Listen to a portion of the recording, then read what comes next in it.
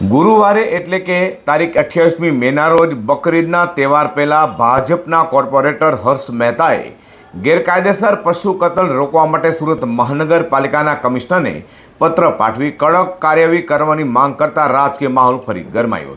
આગામી બકરીદના તહેવારને ધ્યાને લઈને સુરતમાં ગેરકાયદે પશુ કતલનો મુદ્દો ગરમાયો છે. વોર્ડ નંબર 11ના ભાજપના નવનિયુક્ત કોર્પોરેટર હર્ષ મહેતાએ સુરત મનપાના કમિશનરને પત્ર લખીને ગંભીર ચિંતા વ્યક્ત કરી છે. હર્ષ મહેતાએ લખેલા પત્રમાં જણાવાયું હતું કે કેટલાક લોકો દ્વારા નિયમોને અવગણીને ગેરકાયદે રીતે પશુઓની કતલ કરાઈ રહી છે. ખાસ કરીને બકરી સિવાય ભેંસ અને ઊંટ જેવા ઉપયોગી પશુઓની કતલ કરાતી હોવાનો આક્ષેપ કરાયો છે. કોર્પોરેટર હર્ષ મહેતાએ કહ્યું હતું કે આ પ્રકારની કતલ ગુજરાત એનિમલ પ્રિઝર્વેશન એક્ટની કલમ 8નું સીધું ઉલ્લંઘન છે. તેમણે તંત્ર પાસે કાયદાનું કડક પાલન કરવાની માંગ કરી હતી. રજૂઆતમાં એ પણ જણાવાયું હતું કે કોઈ પણ પશુની કતલ પહેલાં વેટરનરી અધિકારી અને મ્યુનિસિપલ સ્લોટર ઓથોરિટીનું પ્રમાણપત્ર ખાસ ફરજિયાત હોવા છતાં ઘણા સ્થળોએ આ નિયમોનું પાલન થતું નથી.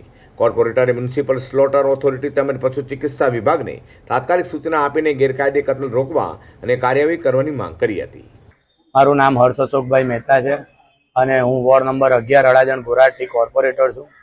આજરોજ સુરત મહાનગરપાલિકા મ્યુનિસિપલ કમિશનરશ્રીને સમસ્ત જૈન સમાજ તેમજ જૈન સમાજના ચૂંટાયેલા નવા કોર્પોરેટરો દ્વારા આજરોજ અમે કમિશનરશ્રીને આવેદન બકરીદ નિમિત્તે આવેદનપત્ર આપવામાં આવ્યા છે અને એ આવેદનની અંદર અમે એ દર્શાવ્યું છે કે બકરીદ નિમિત્તે બકરા સિવાય અન્ય જે જીવ પશુઓ છે જેવા કે પાડા છે, ભેંસ છે અને ગૌ માતા છે એવા પ્રાણીઓની કતલ નહીં થાય એવી બાબતને પૂરતું ધ્યાન રાખવું, એટલે કે કાયદા અને વ્યવસ્થાને ઉપરવટ નહીં જઈને અન્ય પ્રાણીઓની કતલ નહીં થાય એ બાબતનું અચૂક ધ્યાન રાખવું.